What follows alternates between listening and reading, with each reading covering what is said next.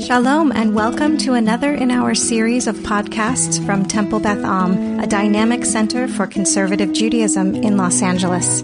This is a recording of a Shabbat sermon by Rabbi Matt Shapiro. As Rabbi Schatz mentioned, we were so in sync, Rabbi Schatz, that you mentioned at the beginning of the Torah service something that I was going to lead off with. So that's how in sync we are. Rabbi Dean Steinsaltz passed away earlier this week, who really, his wisdom and really his genius, I don't know that it can be, fully captured in brief, but really one of the more prolific and visionary and really, impactful teachers of Torah in the past century, if not in the past few centuries. His endeavor to basically translate the Talmud from Aramaic to Hebrew, in and of itself a monumental, not altogether uncontroversial and hugely important task, along with being an amazing teacher of Torah and a prolific author on his own, and really just an incredible teacher. I heard him teach once. He was making a trip through the U.S., and he spoke at VBS all the way on the other side of the hill at Valley Beth Shalom, and I went to go hear him speak along with Sarah and some other classmates of mine at the time. And I remember some of what he said, and there's one image in particular that he shared that lingered with me then and that I still remember him talking about very clearly now. He was talking about his understanding really of what the textual civilization of Judaism is, and he shared this beautiful image that it's one giant table in a Beit Midrash. It's one enormous table that all of these sages and prophets and teachers all through the centuries are sitting around and having one big conversation with each other. And if you can picture a page of Talmud with the text in the middle and the commentaries and the super commentaries, right, and you just sort of take that, you make it horizontal, right? That there's this massive table with all these teachers gathering around it, having an ongoing conversation together. And just as sages from centuries ago were a part of it, so too are we a part of it, and we all gather around to have that conversation together. So this really beautiful image of keeping that dialogue going. And Sarah reminded me of another point that he made on top of that, which is how the language that we use to talk about what is said, the language in the Talmud, it wasn't hu haya omer or hem hayu omrim, that he would say or they would say in the past tense, but that oftentimes the language of yesh omrim is used. Right, that there are those who say that it's in the present tense, that it's not just something that was said, it's something that is said and is still being said, to reflect this sense that the conversation, that the dialogue is ongoing. And so in this current moment that we're in, bringing all those voices together, bringing all the voices of our tradition into the proverbial room certainly seems vital as we figure out how to navigate and move through this really challenging time. In addition to it being just a nice sort of reassuring sense that we're still in dialogue with all those who have come before, who can provide us with support in some way as we're moving through a fraught moment, to sort of marshal that wisdom to say, okay, well, how do we move forward? How do we respond? What's a paradigm that we can utilize? What's a way of thinking that our tradition offers to figure out how to go forward from here? There's no doubt, to me at least, that there is bold action needed in some kind of way to reckon with what's happening in our world right now. And how do we draw from the rich tapestry of our tradition? What are the teachings? What's the framework that we can find as we stay in the conversation across the table to figure out how to do that? As we're moving through the book of Dvarim, through Deuteronomy, as Moses is continuing to retell what has happened over the course of the Exodus from Egypt up until this point, just on the other side of the Jordan from the land of Israel. In the Parsha this week, he recounts that moment when he came down from the mountain and the people were worshiping the golden calf. And he took the tablets, he held them over his head, and he threw them down. And he shattered them upon seeing what was happening. And the phrase used, it was a phrase used back in Shemot, back in the book of Exodus in chapter 34, and in the Parsha this week, to describe what happened, that when God goes to create the second set of tablets, and he's describing what had happened, he's going to inscribe the words that they're going to write, the words that were al haluchot harishonim asher shibarta, that they were on the first set of tablets that you broke. And there's a very interesting midrash that appears not once but twice in the Talmud that recapitulates completely what happened in that moment. It seems to be a pretty straightforward sense that, yeah, there were tablets, you took them, you broke them, the end. There doesn't seem to be much need for further exploration there. But what the Talmud says is that this is actually a praiseworthy thing that Moses did. And the Talmud says, it's Reish Lakish actually, he would say, HaKadosh Baruch Hu amar leMoshe, HaKadosh Baruch Hu leMoshe, Yasher Koach she Shibarta. Yasher Koach. This is the origin of the phrase that you hear when you come up to the Torah and you take an aliyah, or you read from the Torah, or you lift the Torah, ironically enough. May your strength be true. May your strength remain straight. May you be strong as you continue forward. That God says to Moses, good job. Good job that you did what you did, that you were strong in taking those tablets over your head and shattering them, which seems to be completely counterintuitive when you think about what happens in our community when someone lifts the Torah and they waver just for a moment, right? Because what happens if the Torah falls on the ground? We fast for 40 days, reminiscent of when Moses went back up to the mountain after the people worshiped the golden calf, right? There are few things, if anything, more traumatizing in a current, there's nobody here right now, but in a typical moment when we're having services, if somebody's going to drop a Sefer Torah, oh my God, that's the worst thing that could happen in the middle of services in a normative week, right? And now God is saying to Moses, Yasher Koach, good job that you did that. How could that be? It seems to be completely ironic and counterintuitive. But yet he's saying, great job for taking something so holy and shattering it. There's a couple of different ways of understanding what's actually happening there, that you've done, in fact, the right thing in showing that strength and courage to shatter those tablets. And first, to ask the question of, where is Moses coming from on that? What was his thinking? Why did he make that choice? So, Yesh Omrim, right? There are those who said and still say that this is actually a decision that Moses made himself, that Moshe made this choice.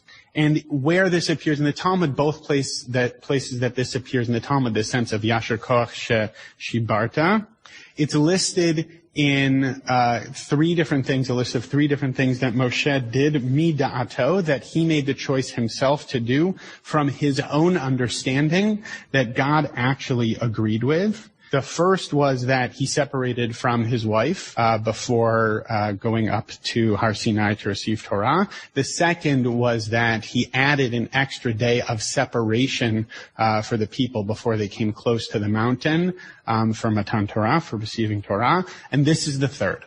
This is the third thing that Moshe did, that he took upon himself. He said, this is something that needs to happen in order for these sort of boundaries between what's happening around the construct of revelation. And in time, God agrees with him, right? God agrees, hiskima da'ato, right? Eventually, leda'at hamakom. Eventually, God, yes, agrees with Moshe's choice. But this was something that Moses said, I see what's happening with this golden calf. These tablets that contain the covenant between God and the people of Israel should not be. That's no longer a relationship that can work in this current moment, and there needs to be an additional boundary set before we can move forward. So that's one way of thinking about it. Another way of thinking about it is that it wasn't actually Moses by himself, but that it was Moses in partnership with God in that moment.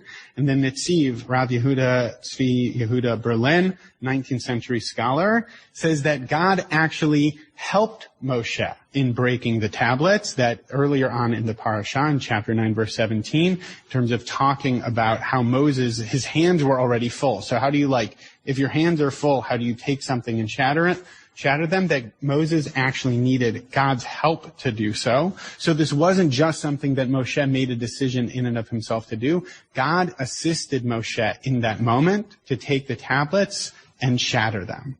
So there was actually a partnership between God and man in saying this is something that needs to be broken before we can move forward. And since this is the rich table that we sit around, both of those opinions can work, right? We can say that, yes, maybe we are thinking about this, that Moshe took this action by himself and God eventually agreed with him. And maybe it's that God and Moshe were in partnership in doing that. But either way, there's this sense that this moment of fraught relationship, this moment really of crisis, when something was happening that shouldn't have been happening, something was happening where we're left with this question of how do we move forward from here, something seemingly counterintuitive and drastic and dramatic and maybe even heretical was done, and in the end it needed to be done. It's also, to me, telling that those broken tablets continue to be holy. We also learned that over time, after those tablets were broken, after the second set of tablets were written and passed along, that as the people of Israel wandered through the desert, both the broken tablets and the whole tablets were carried together in the Ark of the Covenant. And extrapolating that metaphor out, I think it's poignant and beautiful that when there's been that moment of breaking, that we continue to carry the shards, the remnants of that moment with us, that moment itself remains vital and even holy, and we carry that along with us, even with the whole covenant, that still whole covenant, that both of those are vital in terms of maintaining and carrying that relationship forward. I'll push it one step further. For those of you who this metaphor sort of is an easy one for you to access, there's the Kabbalistic story of creation with Shvirat HaKelim, that God tried to pour God's essence into these 10 vessels, and it was too much for those vessels to hold, and they shattered, and they exploded. And that was actually, that breaking was in fact, in and of itself, the moment of creation that made all of the world around us possible. That breaking was necessary in order for the world to move into the world that currently is. If you want to go over one step to a side note, you can think about even the breaking of the glass at a wedding in some kind of way, not destruction but creation. That's a whole nother thing. But I'll hop over here, if you'll forgive me, one more midrashic liberty, just as the rabbis flipped the Asher into Yasher Koach. They took Asher Shibarta into Yashar Koach.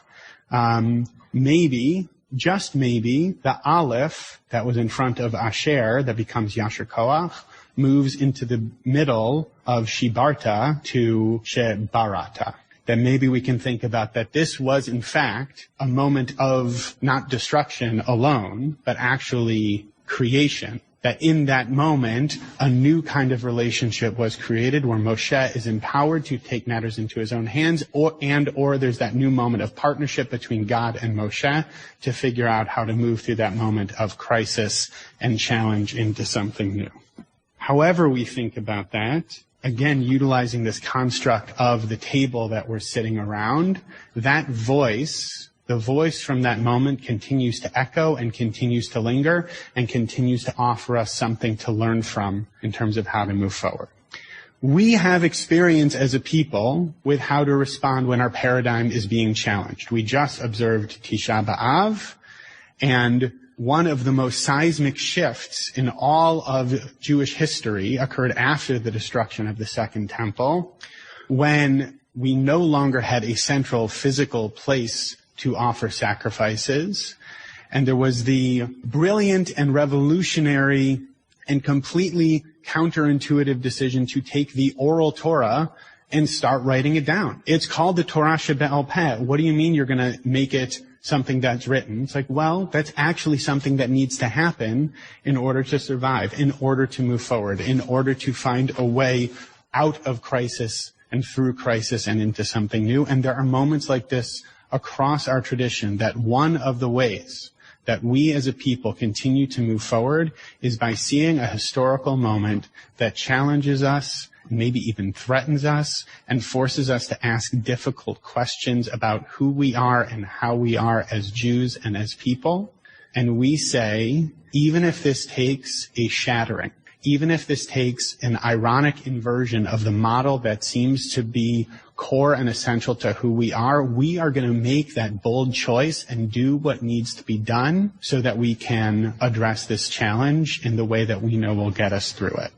And we ask that question, like Moshe asked, what are the boundaries that need to be established or reestablished to get us through that moment of challenge? And we ask the question, where do we find and need strength from within or from a power greater than ourselves in order to shatter what might have become burdensome in response to the world around us? But either way, that model, it's not a bug, right? It's not a hiccup. It's just one moment of shattering and oops, we're moving on. No, it's a feature. It's not a bug. It's a feature that our tradition has that voice in the mix saying sometimes there needs to be a breaking in order to get to a moment of creation to move through a moment that seems to offer no possible path forward. And so that's a question we need to be asking right now, I think. And that's a difficult question. Is there something that we need to shatter in order to have a moment of creation? It's an important question, and it's not an easy question. And it might even be an overwhelming question. And this is an overwhelming moment because so much remains unknown. But I'll bring this back to the wisdom of Rav Steinsaltz. There's a quote of his. I hadn't heard it before, but I saw it as I was reading about his life this past week. And this is something that he said in reflecting on the project that Rabbi Schatz mentioned a little while ago in terms of starting to translate the Talmud when he was just 27. And in reflecting on that project, he said sometimes, right, because he said, if I had known then what I know now, how mammoth and challenging this project would be, I might not have taken it on. And he said, sometimes when a person knows too much, it causes him to do nothing. It seems it's better sometimes for man as for humanity not to know too much about the difficulties and to believe more in the possibilities. There's no doubt that difficulties lie ahead, and maybe we can still find a way, maybe, just maybe, to look at our history and to look at the model and the wisdom that it offers in that shattering of the tablets to offer us some way of believing in the possibilities that might yet still unfold, even if it seems like it's a moment of shattering, that possibilities still lie ahead. So Yasher Koach to all of us for making it this far. May we continue to be strong. And Yasher Koach to all of us for what lies ahead, for that our strength may be true, and that if a moment calls upon us where a shattering and a shifting is necessitated by the challenge that we're facing, that we find a way to navigate it and to do what needs to be done with strength and with grace and with holiness. You have been listening to another in our series of podcasts from Temple Beth Am, a dynamic center for conservative Judaism in Los Angeles. If you enjoy these podcasts, we invite you to write a review on the Apple Podcast site or wherever you get your podcasts. For more information about Temple Beth Am Los Angeles, go to tbala.org.